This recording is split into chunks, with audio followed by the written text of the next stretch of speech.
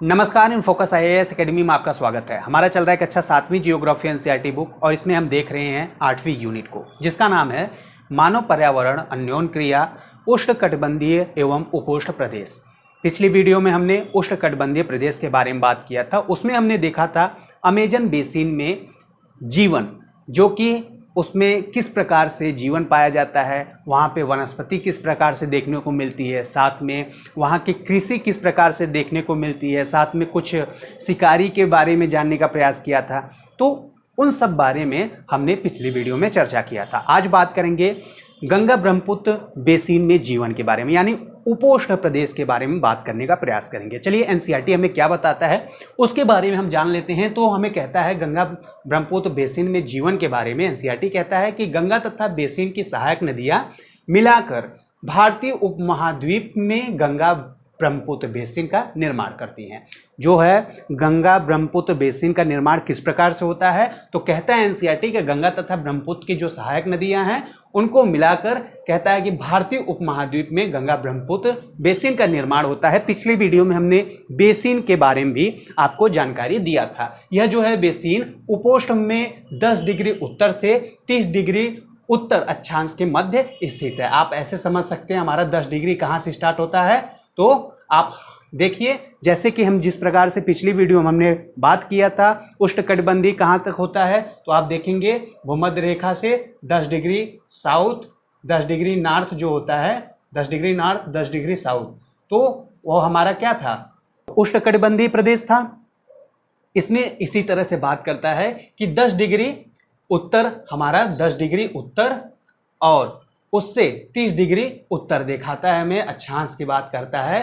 तो इसके बीच में जो है हमारा क्या होगा, गंगा ब्रह्मपुत्र बेसिन नदी हमें देखने को मिल जाएगा। यहाँ की जो सहायक नदियाँ हैं वह कहता है कि घाघरा, सोन, चंबल, गंडक, कोसी जैसी गंगा की सहायक नदियाँ एवं ब्रह्मपुत्र की सहायक नदियाँ इसमें अपवाहित होती है। किसमें, गंगा ब्रह्मपुत्र बेसिन में। यहाँ पे दिखाता है कि गंगा एवं ब्रह्मपुत्र के मैदान जो हैं वह पर्वत एवं हिमालय के गिरिपाद तथा सुंदरवन डेल्टा इस बेसिन की मुख्य विशेषता है। यहाँ की मुख्य विशेषता के बारे में अगर आपसे पूछा जाए तो आप बता सकते हैं कि गंगा एवं ब्रह्मपुत्र के जो मैदान, पर्वत एवं हिमालय के गिरिपाद तथा सुंदरवन डेल्टा इस बेसिन की मुख्य विशेषताओं के रूप में हमें देखने को मिलता है। साथ में मैदानी क्षेत्र में अनेक चाप झील, जैसा कि हमने पिछली वीडियो में बात किया है चाप झील के बारे में भी, तो आप देखेंगे चाप झील किसे कहते हैं, जो हमारी नदी प्रवाहित होती है और बहुत ज़्यादा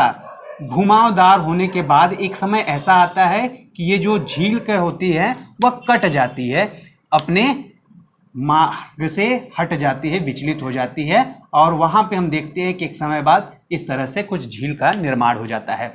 तो उसी को हम चाप झील के रूप में देखते हैं कि यहाँ की जो जलवायु है मुख्यतः मानसूनी है।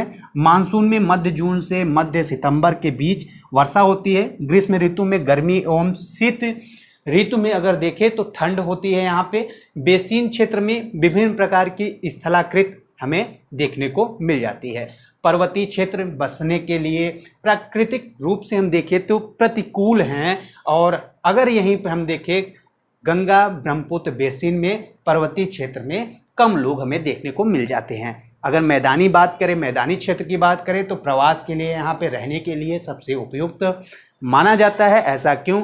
क्योंकि वहाँ पे हमारे सभी आवश्यक वस्तु प्राप्त किए जा सकते हैं। अब यहीं पे दिखाता है कि यहाँ पे जो है जनसंख्या घनत्व अधिक होता है। अब जनसंख्या घनत्व क्या है, अगर उसको समझना है तो आप यहाँ पे देख सकते हैं कि जनसंख्या घनत्व का अर्थ है ये 1 वर्ग किलोमीटर क्षेत्र में रहने वाले लोगों की संख्या। आप ऐसे समझ सकते हैं कि हमारा ये दिल्ली या फिर वाराणसी, कुछ भी आप मान लीजिए स्थान है, तो इसमें 1 वर्ग किलोमीटर में जितने भी इंसान दिखेंगे आप उसको इस क्षेत्र का जनसंख्या घनत्व कह सकते हैं। यहीं पे बात कर रहे हैं यहाँ की जो मिट्टी है उपजाऊ होती है। कहाँ की, गंगा ब्रह्मपुत्र बेसिन की मिट्टी जो है वह उपजाऊ होती है। यहाँ पे मुख्य व्यवसाय कृषि है।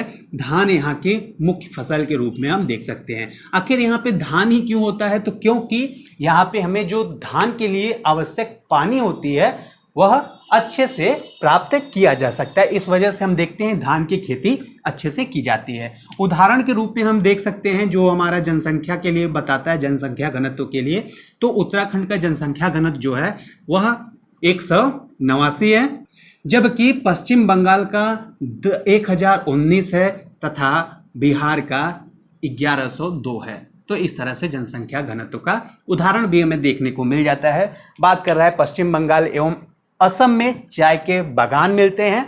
क्या मिलते हैं, पॉइंट कीजिएगा।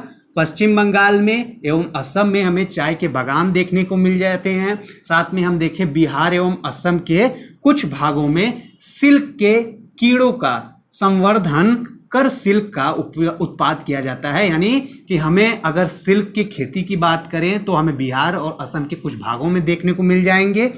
और यहीं पर हम देखें तो मंद ढलान वाले पर्वत एवं पहाड़ियों पर वेदिकाओं में फसलें उगाई जाती हैं। वेदिका का मतलब आप समझ सकते हैं कि पर्वत जो होते हैं उन पे आप सीढ़ी नुमा आकार देखने को मिल जाता है। ऐसा क्यों होता है, क्योंकि वहाँ पे जब बारिश होती है तो नीचे हमारे जितने भी जमीन में फसल होंगे वह नष्ट हो जाएंगे अगर ये वेदिका नहीं होंगी, ये सीढ़ी नुमा आकार नहीं होंगी तो। और इसमें आप देख सकते हैं कि अगर नहीं होंगी तो बारिश जो है तीव्र गति से यह आगे बढ़ेगा, और अगर वेदिका होंगी तो यह जो है बारिश की पानी जो है वह तीव्र गति से न बढ़कर मंद गति के रूप में परिवर्तित हो जाएगा। इसी वजह से हम वेदिकाओं की भी यहाँ पे देख लेते हैं। यहाँ पे वेदिकाओं में फसल उगाई जाती है। वेदिकाओं का जो निर्माण है खड़ी ढलानों पर समतल सतह बनाकर कृषि करने के लिए होता है, जैसा कि अभी हमने आपको दर्शाने का प्रयास किया। अभी यहीं पे दिखाता है कि ढलान को इसलिए हटाया जाता है क्योंकि हम देखते हैं जो जल का प्रवाह होता है वह तीव्र हो जाता है कभी कभी, और इसी वजह से यहाँ पे हमें वेदिका देखने को मिल जाता है। विभिन्न भू आकृतियों के अनुसार वनस्पति में भी विभिन्नता पाई जाती है। गंगा ब्रह्मपुत्र के मैदानों में सागवन, साखू एवं पीपल के साथ हमें उष्णकटिबंधीय पर्णपाती वृक्ष देखने को मिल जाते हैं। क्या देखने को मिलते हैं, उष्णकटिबंधीय पर्णपाती वृक्ष देखने को मिलते हैं। इसको भी पॉइंट कर लीजिएगा।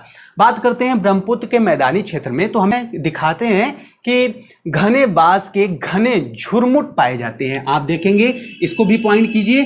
ब्रह्मपुत्र के मैदानी क्षेत्रों में हमें क्या देखने को मिलते हैं, जो बांस होते हैं वहां पे घने रूप से या कहें बांस की खेती वहां पे हमें देखने को मिल जाती है। कहां पे, ब्रह्मपुत्र मैदान में हमें देखने को मिलेगा क्या, बांस के घने झुरमुट देखने को मिलेंगे। डेल्टा क्षेत्र में मैंग्रोव वन से घिरा है। जो हमारा डेल्टा क्षेत्र है वहां का हम मैंग्रोव वन से घिरा हुआ देखते हैं। साथ में उत्तराखंड, सिक्किम एवं अरुणाचल प्रदेश की ठंडी जलवायु एवं तीव्र ढाल वाले भागों में हम देखते हैं क्या है, चीड़, देवदार एवं फर जैसे शंकुधारी पेड़। कहां पे हमें शंकुधारी पेड़ देखने को मिलते हैं, तो उत्तराखंड, सिक्किम, अरुणाचल प्रदेश, और हमें वहाँ के या कहें कि शीत जहाँ पे जलवायु होंगी, ठंडी जलवायु एवं तीव्र ढाल वाले भागों में हमें चीड़, देवदार, फर जैसे शंकुधारी वृक्ष देखने को मिल जाते हैं। अब यहीं पर देखते हैं कि एक सींग वाले गैंडा जो हैं ब्रह्मपुत्र के मैदानों में देखने को मिलते हैं। आप इसे भी पॉइंट कर लीजिएगा। क्वेश्चन बहुत बार यह पूछा जा सकता है कि एक सींग वाले गैंडा कहाँ देखने को मिलते हैं, तो ब्रह्मपुत्र के मैदानों में पाए जाते हैं या देखने को मिलते हैं। डेल्टा क्षेत्र में बंगाल टाइगर, इसको भी देखते चलिएगा, बंगाल टाइगर, मगर एवं घड़ियाल पाए जाते हैं। कहाँ पे, डेल्टा क्षेत्र में। नदी के साफ जल, झील एवं बंगाल की खाड़ी में प्रचुर मात्रा में जलीय जीव पाए जाते हैं। रोहू, कतला एवं हिल्सा मछलियों की सबसे लोकप्रिय प्रजाति देखने को मिलती है। अगर आपसे पूछा जाए कि हिल्सा जो मछली है वहाँ कहाँ हमें देखने को मिल जाएगी, तो ब्रह्मपुत्र मैदानी इलाकों में हमें, याद क्या है, ब्रह्मपुत्र भागों में हमें देखने को मिल जाएगी। अब यहीं पे देख लें, गंगा के भाग के बारे में बता रहा है, तो देखते हैं कि गंगा में जो गंगा के किनारे तट पे बसे हुए शहर हैं उसमें से दिखाता है कि इलाहाबाद, कानपुर, लखनऊ, इस तरह के जो पटना है, कोलकाता है, इस तरह से वह गंगा के मैदानी भागों पे, तटीय भागों पे बसे हुए शहर हैं। ऐसे ही और भी 10 लाख से भी ज़्यादा आबादी वाले शहर गंगा की नदी के तट पे हमें दिखाई देते हैं। यहाँ के जो हैं उपयोग किए जाने वाले सड़क मार्ग, साथ में रेल मार्ग और जल मार्ग के माध्यम से यात्रा किए जाते हैं, यानी तीनों मार्गों का प्रयोग किया जाता है। यह दिखाता है कि कोलकाता शहर है वह हुगली नदी पे ही बसा हुआ है। कैसा लगा वीडियो आप हमें कमेंट करके बता सकते हैं। मिलते हैं नेक्स्ट वीडियो में नेक्स्ट चैप्टर के साथ। धन्यवाद।